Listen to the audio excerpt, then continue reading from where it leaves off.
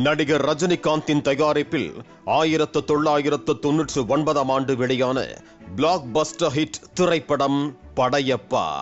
படையப்பாவாக ரஜினிகாந்த், நீலாம்பரியாக ரம்யா கிருஷ்ணன், நடிகர் திலகம் சிவாஜி கணேசன், லக்ஷ்மி, சௌந்தர்யா உள்ளிட்ட நடிகர்கள் பட்டாளத்துடன் 5,25,00,000 ரூபாய் பட்ஜெட்டில் தயாரிக்கப்பட்ட படையப்பா படம் அப்போதே 30 கோடி வசூலித்து சாதனை படைத்தது. தெலுங்கில் நரசிம்மா என்ற பெயரில் வெளியாகி 14 கோடிகளை அள்ளியது. முதல் 10 ஆண்டுகள் படையப்பா வெளியீட்டு உரிமம் ஒரு தொலைக்காட்சியிடம் இருந்தாலும் கடந்த 15 ஆண்டுகளாக எந்த ஒரு தொலைக்காட்சிக்கும் OTT தளத்திற்கும் விற்கப்படாமல் படையப்பாவின் உரிமத்தை தன்னிடமே வைத்திருந்தார் ரஜினிகாந்த். நானே இந்த பிக்சர் ப்ரொடியூஸ் பண்ணதுனால அந்த பிக்சர் எந்த OTT நான் கொடுக்கவே இல்லை, சேட்டலைட்டும் கொடுக்கவே இல்லை. அவங்களுக்கு அந்த படம் நான் கொடுத்துருந்தேன். ஏன்னா அது ஜனங்க தியேட்டரில் பார்க்கணும், அது கொண்டாட்டமாக இருக்கணும்.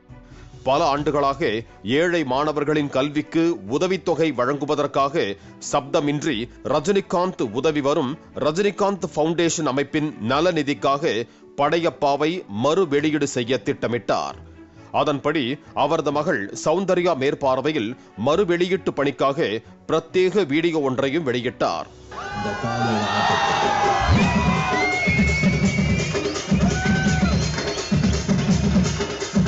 இந்த படம் தமிழகத்தில் முதல் நாளில் 400 திரையரங்குகளில் மறு வெளியீடு செய்யப்பட்டது. வட மாநிலங்களில் 200 திரையரங்குகளிலும், Malaysia, UK, Germany, Norway, Netherlands, Switzerland, Canada, France என வெளிநாடுகளில் 100 திரையரங்குகளிலும் ரஜினிகாந்தின் பிறந்த நாளான 12ஆம் தேதி வெளியானது. ரசிகர்களின் வரவேற்பு கொண்டாட்டங்களால் திரையரங்குகள் குலுங்கின.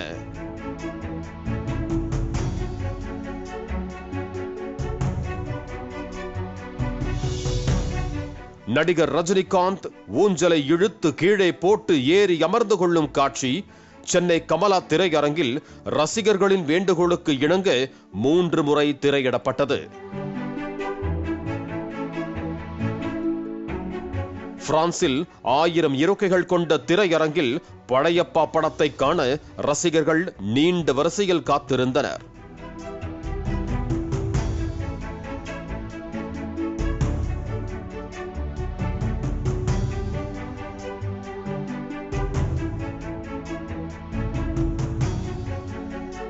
ரசிகர்களிடம் கிடைத்திருக்கும் மகத்தான வரவேற்பு காரணமாக தமிழகத்தில் முதல் நாள் வசூலாக 4 கோடி ரூபாய்க்கு மேல் வசூலித்த படையப்பா வெளி மாநிலம் மற்றும் வெளிநாடுகளில் 2 கோடி ரூபாய்க்கும் அதிகமாக வசூலித்து சாதனை படைத்திருப்பதாக தகவல் வெளியாகி உள்ளது. சனி, ஞாயிறு என படையப்பாவுக்கு முன்பதிவு அதிகரித்ததால் கூடுதலாக 100 திரைகள் ஒதுக்கீடு செய்யப்பட்டிருக்கிறது. புக் மை ஷோவில் புதிய படங்களுக்கு இணையாக ஒவ்வொரு மணி நேரமும் டிக்கெட்டுகள் முன்பதிவாகி வருவதால் மறு வெளியீட்டிலும் படையப்பா வசூலில் சாதனை படைக்கும் என்று எதிர்பார்க்கப்படுகிறது. இதற்கு முன்பு மறு வெளியீட்டில் கில்லி படம் மொத்தமாக 10 கோடி ரூபாய் வசூலித்ததே சாதனையாக சொல்லப்பட்ட நிலையில் படையப்பா அந்த சாதனையை 2 நாட்களில் முந்திவிடும் என்கிறார்கள் திரையரங்கு உரிமையாளர்கள். திரையரங்க வசூலில் ரஜினிகாந்த் ரெக்கார்ட் மேக்கர் என்பதற்கு படையப்பாவின் மறு வெளியீட்டு வசூல் மற்றொரு உதாரணம்.